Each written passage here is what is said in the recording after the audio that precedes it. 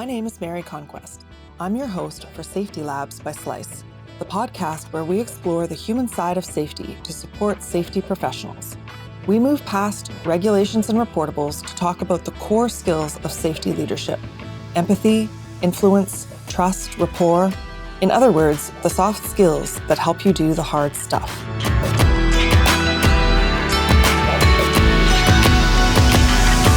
Hi there. Welcome to Safety Labs by Slice. Rules, regulations, compliance officers, safety cops. Most people don't greet those terms with warm, fuzzy feelings. We associate them with punishment, boredom, or senseless bureaucracy.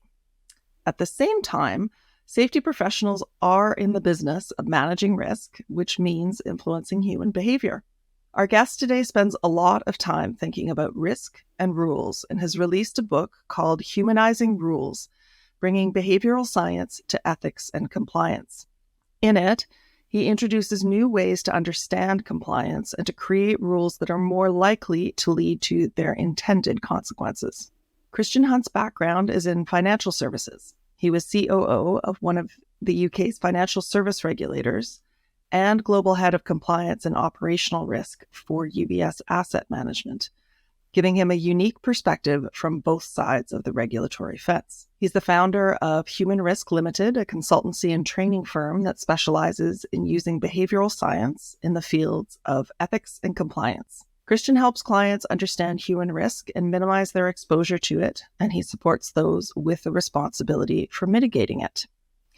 He hosts and produces the Human Risk podcast, where he speaks to academics, behavioral science practitioners, and those with personal experience of human risk. Christian also has the distinction of being the first guest on Safety Labs to return for a second episode. You can catch his first interview on episode 4 of our podcast when we were but wee ones starting out. Christian joins us from London. Welcome back. It's a pleasure to be here. Thank you for having me. So before we get into the meat of the book, I'm always curious, what prompted you to write it?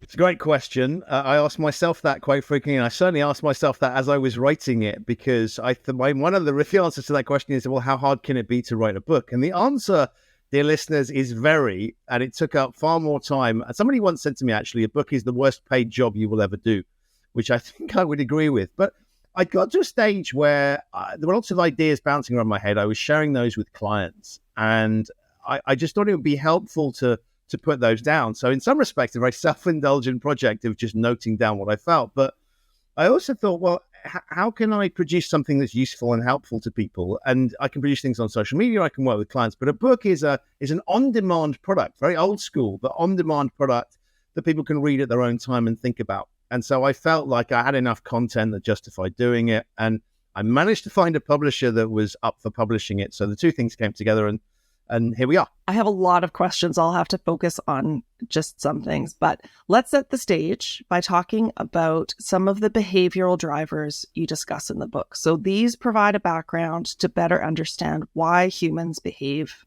the way we do. The first driver is our experience and knowledge. How do these affect our choices? So when we're sort of starting out and deciding how we're going to behave, the mere fact that we're still here on the planet means that the previous decisions we made have on some level been smart, right? We haven't been taken out by wild animals or anything else. And so the fact that we're still here tells us that actually if we've made a previous decision, then it's, we've made it in a manner that has meant we're still around. So that's the sort of evolutionary logic here. But if we look at it and think, we don't want to use our brain if we can avoid it, because the brain takes up a huge amount of energy. And so we're naturally programmed to try and use it as little as possible. So the first proxy for the situation that we might find ourselves in is things we've experienced in the past. And so we will deploy previous experiences in deciding how to react to a situation that we come across. And that can be amazingly powerful if the situation that we've previously come across is relevant to the situation that we currently find ourselves in. So if we're doing a task we've done before, crossing the road, for example, our previous experience of crossing the road is likely to be very helpful. Except if you think about, we go to, I travel between Germany and the UK. So in the UK, we drive on the left. In Germany, we drive on the right. If I, as a pedestrian, deploy the knowledge that I have learned in the UK, when I am in Germany, I am at grave risk of not seeing vehicles and vice versa. So there's a really good example of where past Sure, the other factors in crossing the road are relevant, but that very key detail becomes absolutely critical. And so it makes sense for us to rely on previous decisions. But of course, we sometimes don't recognize where those scenarios that we're looking at the moment might be different to the ones we've had before. And so you can see how it can be beneficial, but you can also see how it can let you down. So secondly, we have other people. Why do we have to understand the influence of the group when we're trying to influence individual behavior? So the simple answer again there is that when we're looking around, what might be a good shortcut for us to copy if we don't know or our conclusion is different to what other people are doing, our gut reaction will be, well, they must know something useful. And so if we see lots of other people doing something, then our gut reaction is there's a reason that they're doing it. And so that can sometimes override our own experience. So if we think one thing, but we see lots of other people doing something else, then we'll sort of think, well, there must be a reason for that. Maybe they know something we don't. And so we know this on a personal level. If we travel to a foreign country and we don't quite know how to behave, or maybe we want to go to a restaurant and we don't know which restaurant to pick, what's a good proxy? Well, the answer is where other people are eating. And so if you came across two restaurants in a city that you'd never been to before, and you looked at them and one was incredibly busy and the other one was empty and still open, there's some reason why no one's eating there. Maybe it's expensive, maybe the food's not great, maybe you'll get food poisoning, it's an unpleasant atmosphere. There will be a reason it's empty as opposed to the other one being full. And so our natural conclusion will be, well, look, all of these people are likely to know something, so I'm going to go there. And we can see that manifest itself in things like TripAdvisor. We can see, we rely on reviews. If we don't know, we can rely on what other people know. And of course, if there is, we have previous experience ourselves, we'll then weigh those two things up. But we know that other people can weigh a huge influence on us. So again, as with the previous, and these things are known as heuristics, so shortcuts that we have evolved to use over time to make decisions. So if we don't know, it's a pretty good proxy. Look around, see what other people are doing. Good example, if lots of people are running away from something, probably not a good idea to hang around and see what they're running away from, because we don't want to be vulnerable, so we'll copy them. So it's very, very logical. And again, as with the previous heuristic, if we're copying people that know what they're doing and whose circumstances are similar to ours, very, very sensible. The challenge comes if we fall in with the wrong crowd, we copy the wrong people, it can act in a negative sense. Yeah. And so I think we'll get into the third, but it's important to understand these drivers that sometimes they work for us, sometimes they don't, but either way, we use them. And so it's important to know that when we're trying to influence people's behavior, these will be at play, whether we like it or not, whether it seems sensible or not. So the last driver is my favorite, and that is context.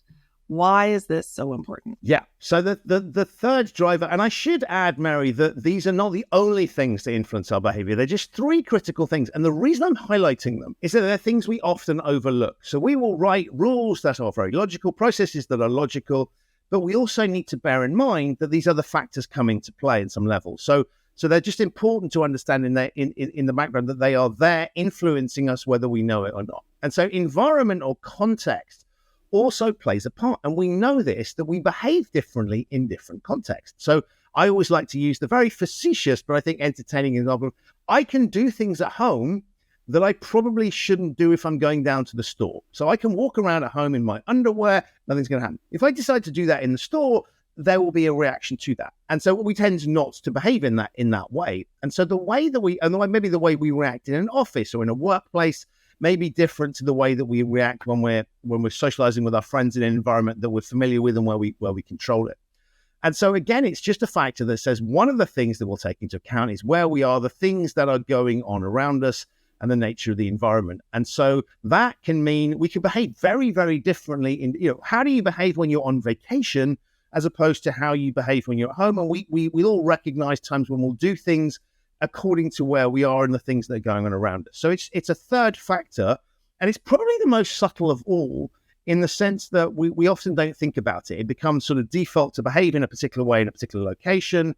We know this when we're driving, for example. If we're driving down a street that we recognize and know, we might take a little bit more risk maybe than a road that we don't know. And so that environmental factor will play into how we behave and how we react to the situation. A behavioral intervention, this is for the audience, is anything you do to influence people's behavior. And correct me if I'm wrong. some work well and some have unintended consequences. Yeah, so in the book, I talk about this idea of behavioral interventions. Now, that sounds like a very technical, formal thing. What I mean by it is a sort of technical term for an attempt to influence people's behaviors. You're intervening to try and change the natural course of events. You either want somebody to do something or not do something, change the outcome. If you weren't intervening, they would be doing something else. So you're looking to change a particular behavior. And so it's a technical term. And the reason I use that is what I'm encompassing in behavioral interventions is lots of different things. It might be a rule, it might be a control, it might be a communication, lots of different things that we do to try and influence human behavior. And so when we look at behavioral interventions, and sometimes these can be really subtle, right? We may not even be aware that we may not think of it as a behavioral intervention, but it's an attempt to change. Looking at somebody in a funny way to sort of suggest disapproval is an attempt to influence their behavior on some level. And so when we look at these particular things, sometimes we do it really, really well, very effective interventions. At other times, we can try things that just don't work whatsoever. We've all seen advertisements that are effective at, an advertisement is a behavioral intervention. It's an attempt to influence us to buy a product or service. And we know ones that have worked really well, and we know ones that have worked less well. And so as we look at a human's attempt to influence other humans, sometimes we get it really, right, and other times we don't quite get it right. And so what I'm looking at as I explore behavioral interventions is to say that we need to think, if we're trying to influence people, let's try and understand what it is we're trying to achieve. So what's the outcome we're looking for? But also to think about, okay, what are the tools that I can deploy? What are the factors that I can use to try and do that influence? And so, the success levels that we have will depend on how well we have understood the perspective of the people that we're trying to influence. So then you present a framework, and that last point is really important in that it's a way to look at a rule, a policy, procedure, advertisement, any kind of intervention. But the perspective is important because most of us would say, will this do what I want it to do? And you have flipped that. Do you want to talk about that a little bit? Yeah. So when we're trying to influence other people, we are fully aware of what we're trying to do, and we understand things from our perspective. And as we do in all situations, right? We know why we think a particular thing. We may not always have the full information, but we understand things from our perspective. And so if we're trying to influence people, maybe we are trying to communicate a message to them, warn them of something. Maybe we're trying to put a rule in place that will tell them how to behave. We know why we're doing that. And so what I say in the book is, if we want to be effective, we need to start thinking not from our perspective, because we know where this is coming from. We need to turn around and say, well, what does this feel like in the loosest sense of the word, from the perspective of the people that we're trying to influence? In other words, we're understanding, if you think about it in simple terms as being on stage, we are communicating to an audience, what I call the target audience, the people, usually employees, but it may be broader than that, the people that we're trying to influence.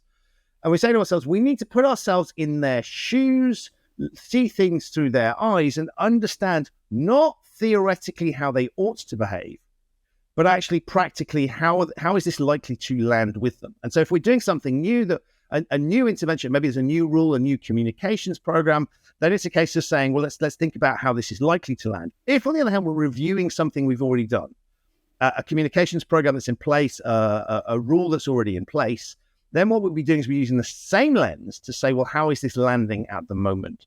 And if we start to understand things not from our perspective, but their perspective, we can start to see why what we are trying to influence in their behavior is or isn't working effectively.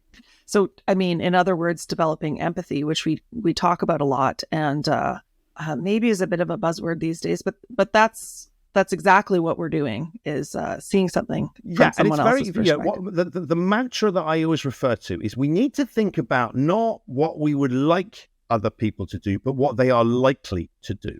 And I'll bring that alive a little bit with an example, which is to say that if I've created a set of rules or a communications program, I know where that's coming from. I know why we're doing it. And I might say, well, actually, what I'm trying to communicate is something that can save their life, or to stop them doing something silly, or to make sure they comply with the law. And so I know where that is coming from. And I might sit there and say, well, of course, this is logical. It's obvious. They ought to understand it and appreciate it, and therefore they're going to do it. But the reality might be that they don't understand where the rule is coming from. They're tired. They've got a million and one other things to do. We've irritated them enough with some of our other policies and procedures that we're asking them to do. And so the realities of the world is, yes, theoretically they should understand it, but for some reason they don't. And so we need to think about the realities of how does this land with real people, not the theoretical people that are focused on what we think is important, but people trying to do whatever their job is.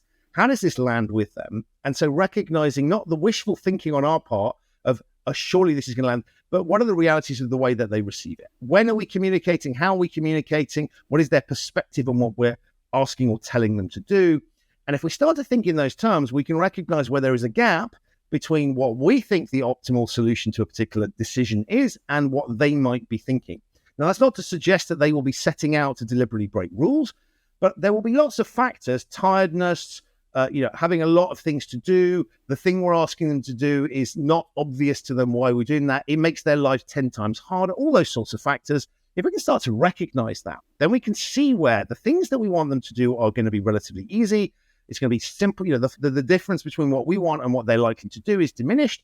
If it's much larger, we're sitting on a bigger problem. And so we can think about how we can manage that. Yeah, and that's important. This isn't just in designing procedures. It's also in evaluating ones that are maybe not working very well. So let's go through the framework. You call it HUMANS, which is an acronym, and we'll go through each one. So the first one is H, helpful, and I'll let you express that as the question. Yeah, so I'll emphasize this on the first one, but this applies to every single part of this framework. We're looking from the perspective of the people that we're trying to influence. So let's use employee as a simple proxy for that. And so this isn't, when we think H is for helpful, and that means how helpful are they going to think what we're doing is. Not how helpful is it to the organization, not how helpful is it to society, how helpful is it, what's in it for them? And so the first question it's asking is saying, what are they likely to see this? And so if you thought about a process that is going to potentially save their life or make their life easier, that was probably something that we think, generally speaking, ought to be more helpful. If, on the other hand, we're asking them to do something, I don't know, fill in a load of forms that is going to slow them down. I mean, they can do less work, be less productive, or they're going to have to stick around at work for an extra half an hour to fill in our forms once a week. That will feel unhelpful. And the point with this isn't to say, well, I'm going to tell them how they ought to feel about it. It's to recognize that they might, if they think something's unhelpful, they are less likely to do it. And so what we can then do with that, and this applies to all the elements of the framework, is say to ourselves, if we think something is likely to be perceived as unhelpful, then we can say either can we make it feel more helpful, or can we recognize that we can't because it's just that's the way things have to be, at which point it poses a greater risk. So this isn't about letting people do what they want and just giving them free rein. It's about recognizing the realities that are there. So the more helpful something is, the more likely people are to do it. The less helpful, the less likely they are to do it. And you had a great example in there of, for example, a sales team where you're asking them as the owner or manager, you would like statistics about customers. And so you're asking the sales team to fill out this new form, which from their perspective could feel very unhelpful because they now have less time to actually talk to customers or whatever. So what are ways, if someone is listening and they're thinking about this and thinking, oh, this isn't helpful, how would you turn that around? How can you sort of rejig things? Well, helpful isn't necessarily an absolute metric. So the timing of things can render things helpful or unhelpful. So let's just pick a very, very simple example and say, imagine somebody is working a Monday through Friday, standard working week, and we send them a request at 5 o'clock on a Friday afternoon. That is going to land differently to a request that is received at, 10 o'clock on a Monday morning, because the Friday 5, it feels like you've offloaded something onto me just before my weekend. That's not very helpful. I'm not going to find that as appealing. So timing is just one example of something where we might say we don't necessarily need to change the underlying ask, but we can change the time during which we ask it. Another thing you might want to think about doing is to say, well, if I'm asking someone to do something that is burdensome, that feels like there's nothing in it for them, well, what could I give them back? And so the example you give is something I've come across quite frequently. People need to fill in paperwork or respond to something online that gives the organization additional insights. So from an organizational perspective, useful. But actually, what's in it for the individual filling it in? So maybe if it's a sales force and we're asking to collect data about something, are we giving them anything back in return? Is there a trade here? Is it worth their while to do it? And so if we can provide some form of feedback to them, some sort of data that's useful, then it adds value to that exercise, and suddenly it'll be perceived to be more helpful than it might have been if that wasn't there. So the next thing is about understanding. I'll let you talk as you. Super simple, right? If we don't understand what it is we are being required to do, or don't understand why we're being required to do it, then we are less able to be able to comply with it. So imagine you had a very complicated policy that was written in a language you didn't understand, full of technical terms. I might, in trying to comply with that, I might get it right through luck, but I'm less likely to get it right. And so this is really about saying we often assume that people will understand things, but let's just think about whether they genuinely, not whether they should understand it, but whether they actually genuinely do understand it. And so that can be simple. Literally the language we use, is it written in a foreign language? Has it been well translated if we're talking about people in different language? Is it using technical terms? Do they understand not just what we're asking to do, but the reasons why? Now, sometimes you don't need to understand the reasons why, right? Just do this. It's a safety matter. You must do this because this will kill you, and therefore it's non-negotiable. Maybe we don't need to explain it. But where actually an understanding of where the thing is coming from helps you to comply in the right way, to meet the spirit as well as the letter of the law, then that understanding piece is helpful. So this is really thinking about, do they actually get what we're asking them to do? And often we overlook that. We just assume it must be obvious to them. It's not necessarily. The second thing that understand focuses on is, what do they think about? Do they think we understand what we are asking them to do? And we'll all be familiar with situations where we've had tasks foisted on us by someone. That might be a partner in a relationship who's asked us to do something. It might be a boss. It might be some governmental body that's asked a question. And we just think they have no understanding of what they've just asked for. And that irritates us. So the second part of understanding is there some element that actually we may be asking, they may think we're asking for the impossible, that we have no appreciation of what's there. And so if we're being asked to do something and we think the person who's asking for it doesn't understand it, that leaves us negatively, disposed towards that. And so understand is a little bit more complicated than the first dynamic we looked at, but it's really, really important, and particularly important where there's a qualitative component to it. So if I need to understand the details of it to be able to do it properly, then the better my understanding is, the more able I am. It's worth noting, Mary, this is where it gets more complicated. Of course, the more you understand something, the more capable you are also of breaking a rule. So if I've got detailed knowledge of a particular regulation or a particular requirement, I'll also probably have a greater awareness of where loopholes might be. So we can't necessarily equate greater understanding with greater compliance. We just create greater understanding equals in a better position to be able, in theory, to navigate that rule. So it's not the be all and end all, but worth thinking about, great. If we're irritating the hell out of people and we're educating them about where something's coming from, they may be able to find ways around the rules. So it doesn't always work in the way that we think. So worth remembering that as well. And you touched on this too. A lot of these aren't binary. They're not, is it or is it not? Often it's to what degree. Yeah. And what I'm looking at doing here is say, as we go through them, people may be thinking, well, how does that apply? And sometimes specific elements they'll all be relevant in some level, but nothing may stand out. You might think, well, I don't know. Either I can't assess whether that's the case, or it doesn't really jump out to me. The point of the framework isn't to slavishly follow it. It's to say, here's some things to think about. And so if you're imposing a new rule, or you've got one that doesn't work, you can start to say, well, which of these factors feel like they might be relevant in this particular case? And so can I start to play with those? And we can also compensate for things. So to use the two that we've had before, we may be able to compensate for a lack of understanding by making it feel more helpful. We may be able to work with that. And so we can play with these things. So it's not necessarily you need to look at all of them. Find the ones that feel most relevant to the situation you're in, or the ones that are easiest to manage. And that may give you some levers that you can pull. Yeah, and they're intertwined as well, right? Pulling a lever on one. As with all models of human behavior, this is what I'm doing is artificially pulling out factors for us to think about. And you're right. If you try and isolate these things and say, well, it's just this element that's relevant, then you're probably missing things. And there are overlaps between them.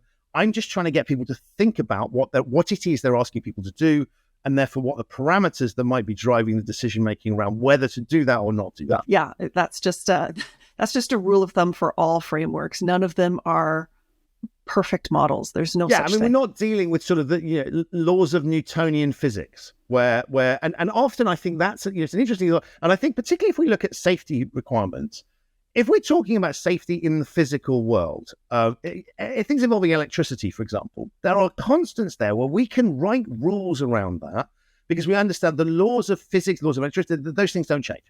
When it comes to human behavior, and that's why those factors that we talked about before are significant, because something that is, somebody making a decision on a standalone basis could come to a different conclusion to a decision that they might make about the same thing when they're surrounded by people who are influencing their behavior, or the context in which they're thinking about it is different. So the reason we went through those factors is that they also need to be layered on top as we think about it.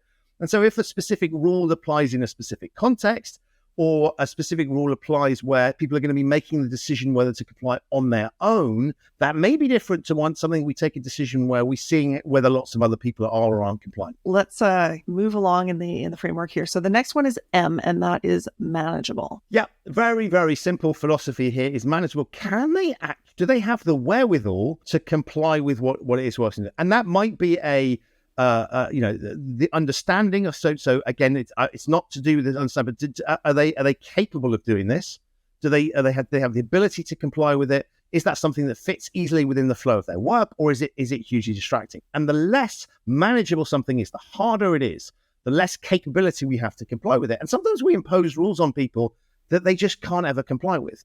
And so my point with that is to say, if you're asking somebody to do something that is impossible, don't be surprised when they can't do it. So we've got to recognize the nature of what we're asking them to do, and saying the more manageable it is, the more feasible it is for them to be able to comply. And so recognizing the ask and seeing how capable they are of doing it, either from a technical skill set perspective or literally just, is it even feasible to do that? Have we given them enough time, for example, that can determine whether or not this is suitable. And so we can look and see, is that a constraint that is significant in this situation? Okay, and the other one is acceptable. So this might take a little unpacking. Yeah, so acceptable is looking not at the legal position, whether we are permitted to impose this, but how will they feel about it? And so this is often missed as a thing, because we operate under something that I call the employment contract fallacy. And the employment contract fallacy is in a work situation, because we employ you, we can tell you what to do. And I refer to this as the employment contract fallacy because from a legal perspective, it's correct. You've signed an employment contract and therefore there are certain obligations on you. And your employer, and maybe if you're a contractor, the same thing will apply. There'll be a contract there. So you can potentially ignore the word employment, just look at the contract fallacy. And the reason I refer to it as a fallacy is from a legal perspective, the contracts infer rights. And therefore employers or contractors can tell subcontractors what to do. So that's legally correct. But from a practical perspective, it may be that something is deemed to be unacceptable. So I know that technically speaking, my employer can ask me to do or tell me to do these things or ban me from doing something. But actually, how do I feel about that? So, one of the examples I always quote is social media. You could see a situation where employers would say, actually, it's a risk to us for our employees to have LinkedIn accounts or whatever, because they might say something crazy, it'd be linked back to us. We don't like that. So we're going to ban that. Now, if you happen to work for the FBI, you might say, well, I would understand that feels, it's inappropriate for me to have that public persona. It might make me vulnerable to things. And therefore, I can totally understand why they would ban that. And I'm okay with that. But if you happen to work for a construction firm or something else, you might say, well, who are they to tell me what I can and can't do? That feels like employer overreach. And so what we have to look at is say, look, what is the response likely to be? And so there are going to be certain contexts and situations where something is acceptable that's not acceptable in another context. And so how do they feel about what we are imposing on them? And if there's a particularly visceral reaction either way, that gives us some useful. So if people are feeling very negative about something, how dare they tell me to do that? Then you potentially got a problem. But the flip side is, if something is very, very acceptable, whisper it, but maybe we can go even further. Maybe actually we haven't pushed that one enough. And so all of this stuff isn't about constraining what we do as a rule setter. It may give us an opportunity to spot things where we could go further than we already do, because we're looking at the dynamics from the perspective of the other side of the table, which may be a different view than the one we have. So that dynamic's a really interesting one, because that starts to become super subjective, but it's, I think, very, very powerful, because we've all been in situations where we've had rules imposed on us that we just think are ridiculous or irritating. How dare they do that? And none of us likes being told what to do. And so if you've got a particularly bad reaction there, that can be a very, very strong force that drives non-compliance. The other one is interesting to me because we talk a lot about normal work. So the N, we're at the N in humans, is normal. Talk about that a little bit. Yeah, so this pulls in those factors that we talked about before. So normal is does what, and again, remember, all of these things are from the perspective of the people that we're imposing the rules on. So I'm talking from the perspective of the rule setter. We're trying to turn it around and say, what does this feel like for the people that are subject to these rules? And so the question there is what they're being asked to do normal? And that applies in lots of different senses. So in this particular context, so if we looked at let's put ourselves in a safety critical environment, we probably expect, if we're working in a safety critical environment, to have serious restrictions about what we can and can't do. This maybe the apparel that we need to have, the way we need to behave ourselves. If we work in food hygiene, it's perfectly normal for us to be told how to wash our hands. And so there's a very basic activity that we would all say, well, in that context, it makes perfect sense. If I'm working in a nuclear power station or in something where the consequences of me not following particular rules are obvious to me, and I've seen it before, I might say, well, that's perfectly normal. But if you did it in a different context, I might say that feels like, so what's normal for this particular situation? So the environment, so that's the third factor we talked about earlier, is significant. The second one is what do other people see? What do I think happens in other contexts, right? Is this a normal thing to be happening? How do I feel everybody else is reacting to this? Because I may come in from it with a different background, my own personal perspective may be one thing, but if I suddenly see everybody else is up in arms about this, well, maybe I should be irritated too. So N for normal also means how do other people, what does this feel like in the ordinary flow? And again, we can find situations where something we think is reasonable that we're asking people to do may feel incredibly abnormal. They've never had to do that before. It's never been, it's new in this industry, or we've hired people that have worked in a different industry and they're not used to having this particular thing imposed on them. So, really good example from my background in financial services is that to prevent things like insider dealing and to have records, telephone calls are recorded, as are emails are monitored. And there's quite a lot of surveillance that goes on in the banking industry. Now, that is perfectly normal in that environment. People don't necessarily like it. That's the acceptable thing, but it's normal in that industry. And you can sort of say, well, but if you've come in from a different industry and suddenly you discover that you've got this, you're being spied upon, that might feel absolutely weird. And so the context there becomes significant. So it's very subjective, but it's saying, is this a sort of normal thing I would expect? Or does this feel, and if we go back to the pandemic and some of the emergency measures that were introduced by governments, that were introduced by employers, there were big changes that happened very, very quickly. We'll all have felt that sense of this is a bit unusual and abnormal. And, and therefore that's where acceptable and normal might tweak. We might say, this is really abnormal, but I kind of buy the narrative as to why that's acceptable in this context. Or we might go, this is utterly unacceptable. I don't think they should, feels appalling. They shouldn't be doing this. And this is not normal. And so there you'd have the opposite example where those two things together would prompt an even more visceral reaction. So what is normal is highly context dependent, very, very subjective, but I think really important to understand. And again, we can think about, are there times where we could push it a bit further? If we're doing something that's abnormal, maybe doing a bit more of it, being actually stricter, may feel more normal for that particular context. So normal isn't necessarily a case of saying we need to loosen up. We may need to tighten up to make it feel more normal in that particular context. Can you give an example of that, of the tightening up rather than loosening up? Yeah, so we will all have a perspective. I think safety is a really good example. And there are some industries that are very, and if we look at safety regulations, they're often driven by past experience. So there is an incident that occurs, and we see this within sectors, we see this within companies where an incident has occurred, and suddenly, actually, there's some tighter rules around that to stop that out. That we don't want that thing to happen again, so we'll put some rules in place. And what you can often see is when people move between companies within sectors, they may be used to things being a lot tighter, and particularly when you've got mergers of companies where you're bringing two different businesses together. And so if I've worked in an environment that's a relatively loose environment, and maybe the best way to look at this is I've worked in one country where the regulations are a lot looser and I'm suddenly shifting to another one where they're tighter, or vice versa. If I'm used to being very, very tightly controlled by something, I might find it weird that supervision is no longer, and I may actually feel more comfortable with a tighter set of rules because that feels safer to me. And so this would be, in a specific context, is if you've been working in an environment that's very tight and suddenly you're given free rein. Think about this as we're growing up, Mary. We're given a lot more freedoms as we get older. And actually we all want that as we're getting older. And I know you've got kids, right? So you know exactly how this is. They want freedom as they get older. But actually, it's a little bit destabilizing. What, I'm allowed to do all these things? What am I going to do with my newfound freedoms? And so actually, sometimes we revert back to, well, we want a little bit more control. And we can. So, let's pick a really simple example. You buy a car that has a bigger engine size. You can drive faster with it. Feels really exciting to start with. And you're like, I wish I had the brakes on the older vehicle because this feels a lot more dangerous. So we often equate human beings to I want to do whatever I want to do. I want freedom.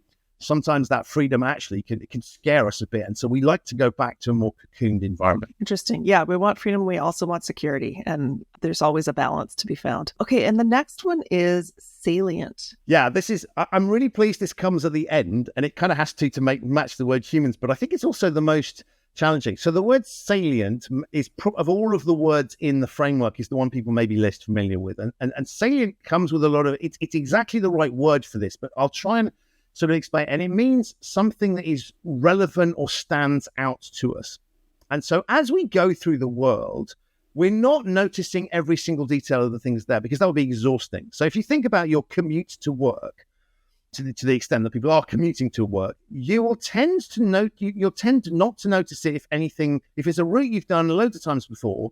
You'll only notice it if something unusual happens. If there's a delay, someone behaves in a strange way, there's a unique weather pattern, something happens that makes it noteworthy for you. But otherwise, we can drive to work or catch the train or whatever it is on autopilot. And so our brains operate on focusing not necessarily on what is important, but what feels salient to us. So things we've never seen before, we'll be paying more attention to than things that we are incredibly familiar with. And so the point around the salience thing is to say that human attention is not a given. It can be taken by, and we see this on social media, right? Some really ridiculously frivolous things go viral and they grab people's attention that are insignificant, that are idiotic, that are stupid, whatever. And so salient is basically saying, if we want people to pay attention to rules or requirements, and pay attention may just simply mean know that those rules exist, or pay attention may be focus on them because they're technical and difficult. If those things don't feel salient, they don't feel relevant to us, then they're not going to grab our attention. And that might mean that we're blissfully unaware of them. It might mean that we don't think they're very significant, so we can kind of ignore them. And so we need to grab people's attention, and the less salient something is, the less focus we have on it. Now, you might say there are certain rules I don't want anybody ever to think about. I don't want you to be thinking too hard about certain things. I just want you to do it, be part of your everyday pattern. And therefore, we could say, actually, something not being salient could be amazing. There are going to be certain situations where people may need to put themselves in danger. We mitigate the risks of that danger, and we don't want them being scared. Because if we look at sort of bomb disposal, I want the people doing that to be ice cool and clear, and I don't want other things entering their mind, and they need to, I've never done that role, but highly stressful, very, very difficult. I want them to be focusing on exactly what matters, and so blocking other things out. So sometimes we don't want things to be salient. We don't want it to stand out. We don't want them to notice anything. We don't want to put ideas in their heads of things where they might break the rules. Other times we need them to focus and concentrate, and therefore, is it grabbing their attention at a particular time? And so the amount of salience that we want may depend on the audience. Somebody that's got lots of experience at a particular task, we may need them to focus less on it. Somebody who's never done something before, I may want them to pay really detailed attention to what they're doing until such time as they're competent, at which point maybe they can go into autopilot. So salience, there's no right or wrong thing here, but it's about saying, how much do we think we've grabbed their attention with this particular thing? Is that what we desire for this particular piece? And so do we need to have their attention, or do we actually, we don't want them to even notice this is there at all, because we just want them to get on with it and do their thing. So it's about human attention, because that's a movable feast. It's not always consistent, it's not guaranteed. And we know that we're distracted by strange things. So are we getting people's attention at the right time in the right way for the task that we're talking about? Around compliance, you also introduced 6 rules as a way to understand compliance really as a whole. I'd like to go through those. I'm hoping we have time. Yeah. So the first one, compliance is an outcome, not a process. Yep. And so the point of that rule is to say that very often we equate solving a behavioral problem with following a due process. So we assume a connectivity between the outcome we're looking for and the process that we're imposing on people. And sometimes that is absolutely correct, right? We can, if we can do things, constrain people's behavior in the physical world, then we can guarantee the particular outcome. But very often, compliance processes that we've got don't always deliver or have challenges. And so if we want to focus on getting the right outcome, don't assume that that because you've designed the perfect process, that maybe the world has changed around it. So a process that works in the physical world might not work in the digital world. And so we need to think, often we think, I've written a rule, job done, or I've done a training course. Training is the best example. If I've done a training course, job done, they now know.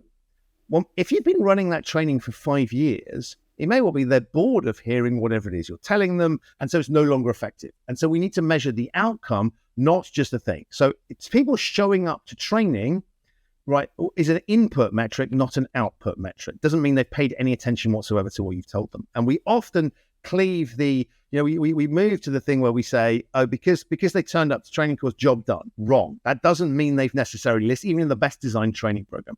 So look at the outcome you're looking for.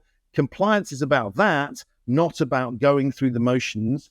And we often pick the wrong thing to measure because it's easier to measure, attendance at training than it is, has this training been effective? It's also important when you think about what you incentivize. Do you incentivize attendance at training, or do you incentivize, change behavior afterwards? Right. Okay. Number 2 is 100% compliance. And this is one I'm interested in, is neither achievable nor desirable. So I want you specifically or particularly to talk about it not always being desirable. Right. So I'll just deal with the it's not possible thing very, very simply, right? We cannot expect people 100% of the time to follow every single rule. Everybody listening or watching this, Mary, will have broken a rule at some point in the previous 24 hours, right? May not be a significant rule, but it will be one, because we can't hold all these things in our heads and we're all capable of finding excuses not to do that. So that's the first piece. The second bit is to then say, okay, if that is the case, then let's not set ourselves a foolish target of pretending that we can deliver that, and therefore we measure ourselves against 100%. Now, there are some rules that we absolutely want 100% compliance on. So stuff that can kill people or injure them, I want 100%. Or things like bullying, racism, sexism, things that are to be for that reason. We want to preserve those things. So I'm not saying not all rules can be 100% compliance. I'm saying very specific across the piece of all the rules that we've got. Some are going to be mission critical where we do need that. Others, we can afford a little bit of slack, right? Things can potentially be recoverable. So I'm saying let's be realistic about the challenges of compliance. Because we're dealing with human beings, they're fallible, they get things wrong, they get confused, they're tired, all those sorts of things. So let's work out what's mission critical and what's not. And let's say to ourselves, if we're going to have people breaking rules or doing things that are potentially slightly naughty or mischievous, let's make sure they do that in spaces where it's not going to be mission critical, where we can recover from it. And so that's the bit. The other thing that I talk about, and this is where it starts to get slightly dark, is you would say, well, the other reason I don't want 100% compliance is it's a helpful way of calibrating where I've got the rules.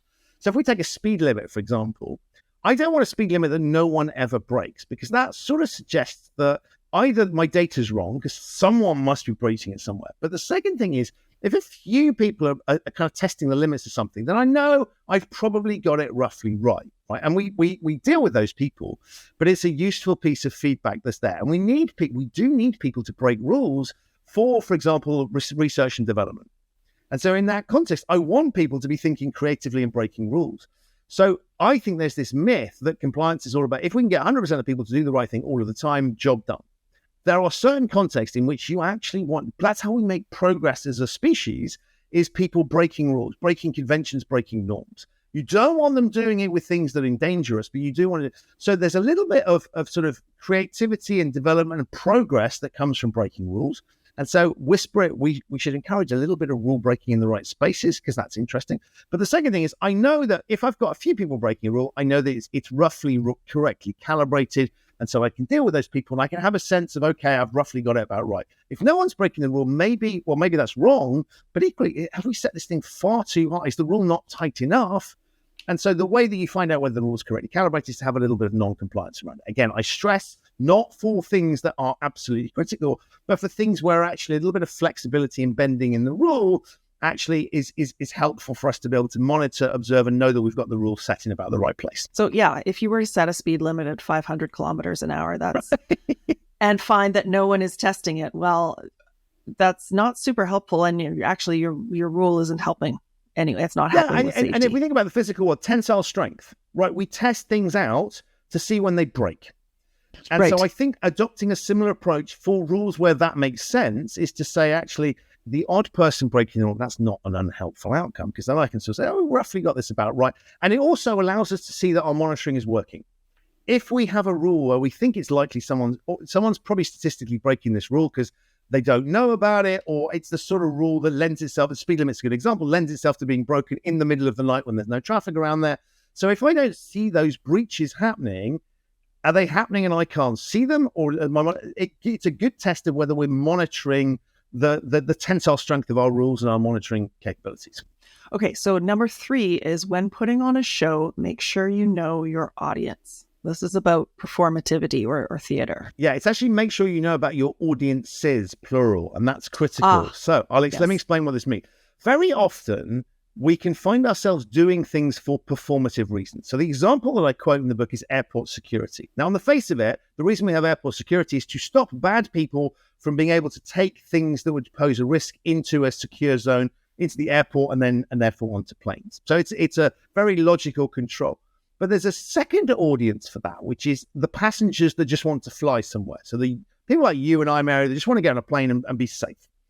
And so the other reason that we have airport security is to give us a sense of reassurance. Now, we can test that out because I can say to you, right, here's a choice, Mary. You can have airline A that has no security procedures whatsoever, and then airline B that has security, same price, same seat, same destination, same flight time. You're going to go with the one that offers you the security because why would you take that risk? So airport, and we saw this after 9/11 and various other incidents, right? We know that security plays a key part in making people feel safe. So what we're doing with the airport security thing is, yes, there's a basic thing, which is keeping control on that risk.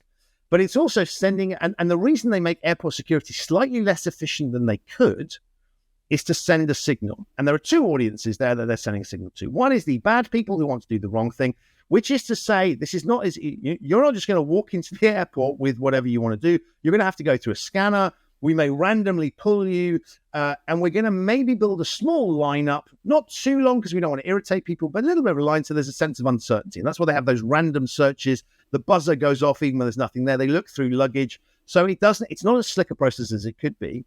And the other thing for the innocent passengers like you and I, Mary, is we know we've been through airport security. It's a process that we remember, we recall. It's salient, to use that previous. It's salient to us. And so there's an example of there are two different audiences, but in this case, both of them, the message is the same. Sometimes what we're going to do is we want to communicate something to one particular audience, and we're doing something so that that audience is aware of it. So we might want to send a signal to people who have bad intentions that actually we're on to them and we're keeping an eye on them. And we may put lots of visible security, we may put processes in place. Now, airport is an example where we all understand the risk. And therefore, as a passenger who's not intending on any good, I feel safer going through that. I might not think that in a different context. Walking to a physical office, if I have to go through a ridiculous amount of screening just to get into a normal office, that might deter the bad people from coming up. But I'm going to, this is irritating and disproportionate. And so when we're looking at doing things for show, and we do lots and lots of things for show, we need to think about who are all the people that might see the show and how are those audiences, and that's why there's a plural there, is we often think about the audience we're trying to target. We don't necessarily think about other people. So in doing something to keep a regulator happy, a performative process, we may irritate the hell out of our employees. And so what I'm saying here is understand when you're doing something performative, understand the impact it's having both on the people that you're trying to put the show on for, but also on the people that might be unintended observers of it. And you may find that the benefits of the show may be outweighed to the intended audience, may be outweighed by the irritation factor or the tedium, whatever, of the unintended audience. And so recognizing there can be unintended consequences, we can't always control the people that see what we're doing. And so there's a trade-off there, and we can work out whether that trade-off is worth having. Okay. And the other one is design the fourth one is designed for the willing, not the willful. Yeah, so this is very simple piece. When we write rules, we're often mindful of or create training. I mean, rules is just a proxy for attempts to behavioral intervention. When we are trying to influence people, we're often we start from the mindset of, what am I trying to do? I'm trying to stop bad outcomes. And our mind races very quickly to sort of criminals, bad people, rule breakers. And if we could eliminate those rule breakers, we'd have the world solved. And so we focus, for example, training on, occasionally we add an element of threat to it. So if you do this, these bad outcomes will happen, because we're trying to send a message to bad people that this is something that we've got on. There are consequences to your action, bad people. The trouble with that is there's a very small percentage of people that are deliberately setting out to break rules. The vast majority of people in our organization are just turning out want to do the right thing. If you give them the right opportunity, they will do the right thing. Equally, if you give them the right opportunity, they may do the wrong thing as well, but they're not setting out to do that. If we create communications and training and processes that send a signal to the good people, the average people, the majority of people, that we don't trust them, then there's a likelihood that they might return the favor in kind, and they won't respect us either. And we've all been in situations where, I don't know, you may have walked around a museum or a store, and a store detective or someone is following you around the store. We don't like that. And I've always found if I feel that's happening, I'm going to go somewhere else, right? Because I don't like that lack of trust. And so we just need to think about, if we're focusing all of our efforts on bad people, and we do need to have controls to stop them from doing bad things, but actually, if we run our training programs and our communications, and it sends a signal to everybody that we don't trust them, then we're irritating those people. And if we all know this, if we get treated like we're untrustworthy, we'll return the favor.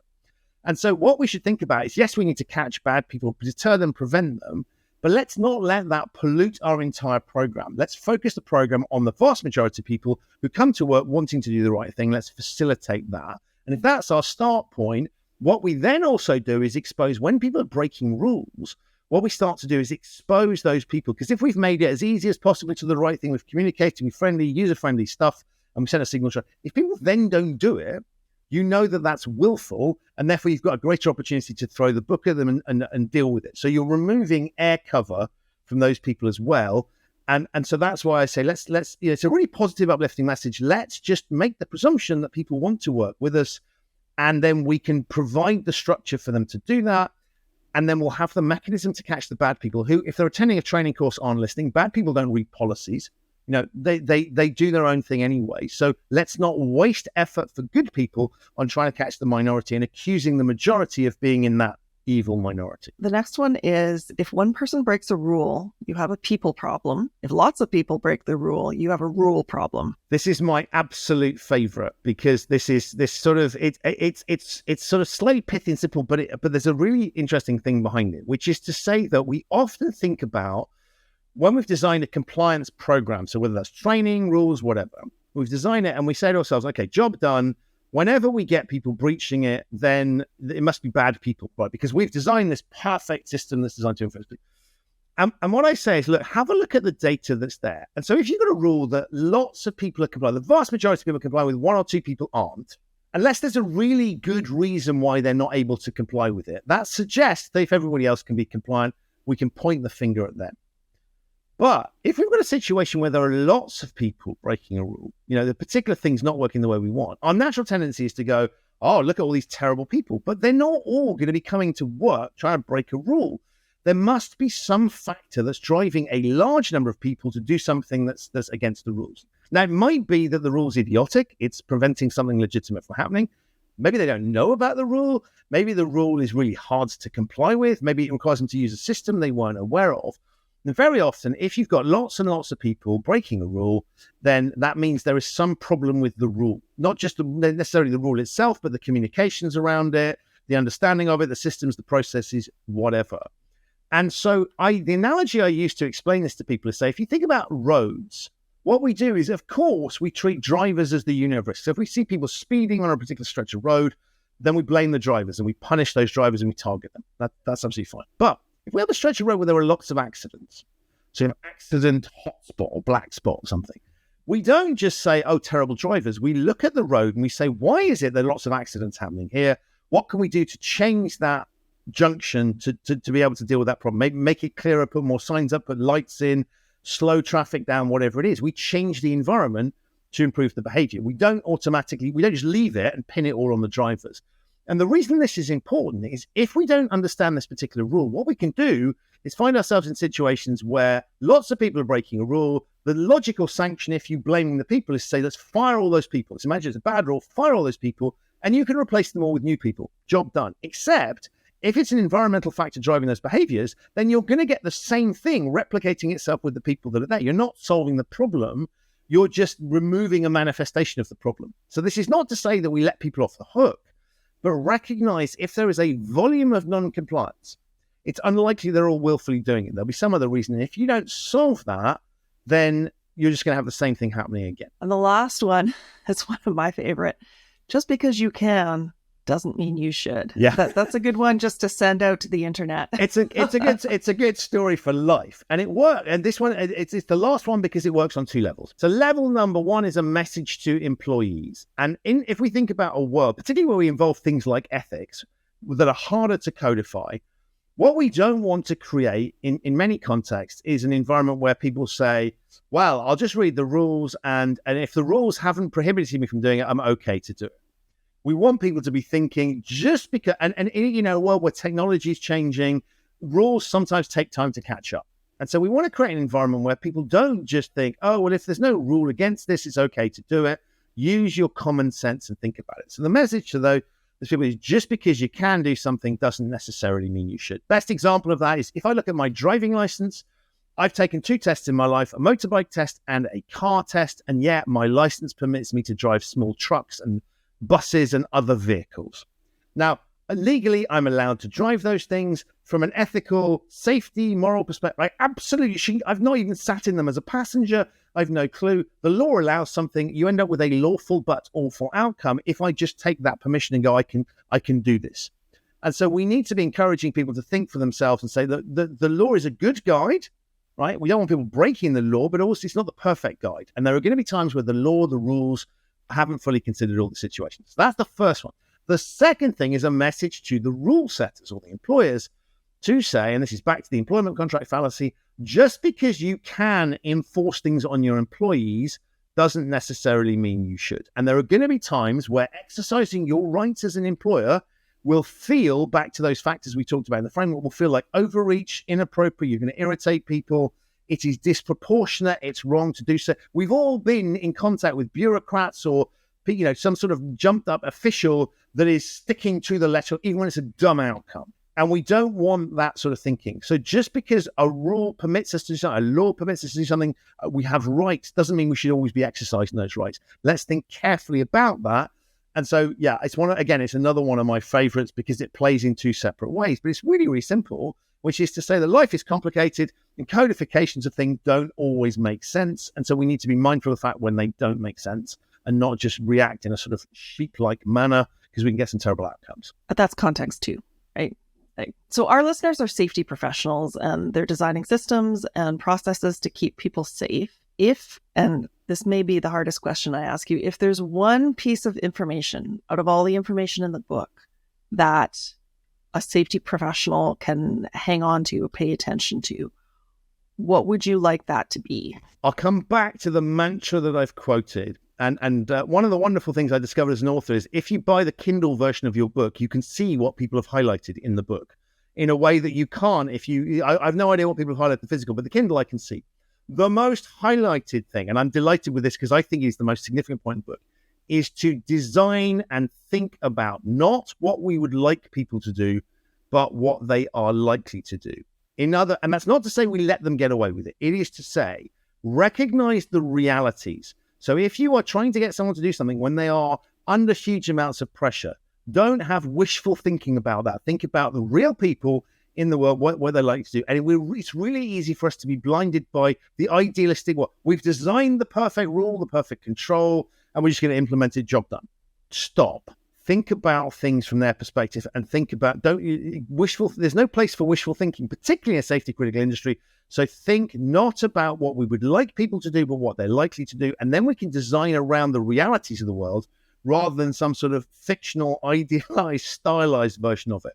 So the Kindle readers have got this right. That's the most significant quote from the book, and that's the one I would leave people with. Where do you see the biggest gaps in understanding risk and compliance? Where do you see organizations, many, maybe most, getting it wrong? In exactly the thing I've just talked about, is that there is all of the things that I've highlighted. The book comes from experience of being a regulator and then moving into the firm. And I had to eat my own regulatory cooking. In other words, take responsibility for the rules that I had implemented. And I happened to have to take responsibility for them in a business that wasn't uppermost in my mind as a regulator. So when I was looking at UBS, the firm I worked for as a regulator, I was thinking about the things that had gone wrong and that I didn't want to have happen again. And those had happened in other businesses. And so when I jumped over the regulatory fence, in the UK, you're allowed to do this, many jurisdictions you can't. I suddenly had this experience where I was literally having to take responsibility for implementing things that I had seen from the other side of the fence in a space where often those things didn't always make sense. And the rule, it was very logical, very sensible with a regulation, but when it landed where I was responsible for, I was sort of dumbfounded to realize that sometimes, at best, these things were sort of just time wasting. At worst, they actually prevented good things from happening and potentially facilitated outcomes that you didn't want, because no one had thought about, understandably, that particular context. And so for me, one of the challenges is we don't always think about the nuances, the detail, the realities on the ground. And so that's what I'm trying to do with this whole book. And I'm trying to say, look, the reason it's got humanizing in the title is that rules and regulations are very sort of theoretical, and they're tablets of stone, that we sort of hand down and say, this is what you need to do, job done and solved. But actually, at the end of this, we write rules for humans to read, we train human beings. We need to think about, how is this going to land with those human beings? Is that going to deliver the outcome that we want? And so as we look at the challenge of what is compliance, it's the business of influencing human decision-making. Ultimately, organizations will be compliant or safe when people do things that we need them to do, don't do things that we don't want them to do. And therefore, and the way that we get to that is recognizing that end piece. Back to that rule, we need to look at the outcome. Very, very important to focus on that bit. And that involves human beings. And that, of course, is complex. It's joyous. It's amazing. It's wonderful. But it's also terrible and stressful and challenging. And so we need to get to that point and recognize what we're trying to do is to get people to behave. We're not programming robots. We're programming or trying to influence human beings. Yeah, it's certainly not logical or linear. So are there any other books or tools or talks that you would recommend for listeners who are interested in these kinds of topics? Yeah, so there are lots and lots of behavioral science books. Fascinating. So one of the sort of the main books that always gets talked about is by Professor Daniel Kahneman. He's a Nobel Prize winner, which is Thinking Fast and Slow. Now, I'll let you into a little secret about that. It is statistically a book that lots of people have bought, but not many people have read and or finished, right? It's a coffee. It looks great, right? We all love it. And I have actually read it. But so if you've bought that and not read it, there's a good reason for you not having read it. So let's not force you to go through something else. So let's find you something else that will get you to a similar space.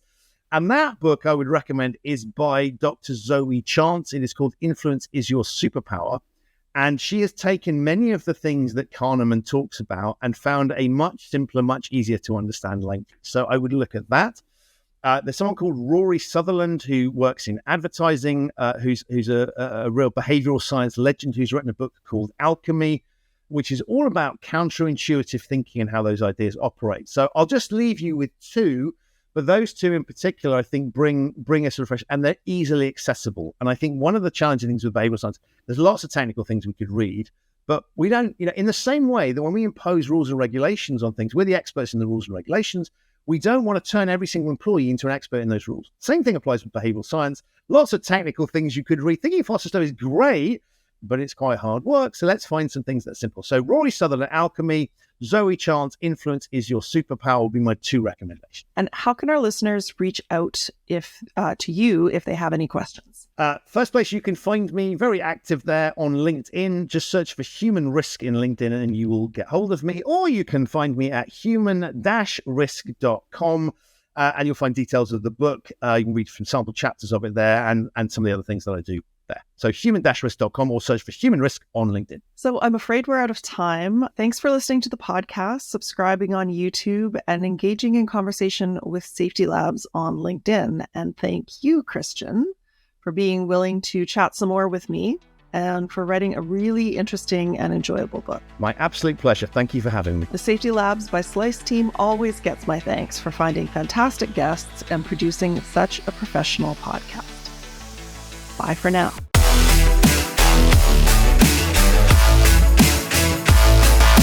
Safety Labs is created by Slice, the only safety knife on the market with a finger-friendly blade. Find us at sliceproducts.com. Until next time, stay safe.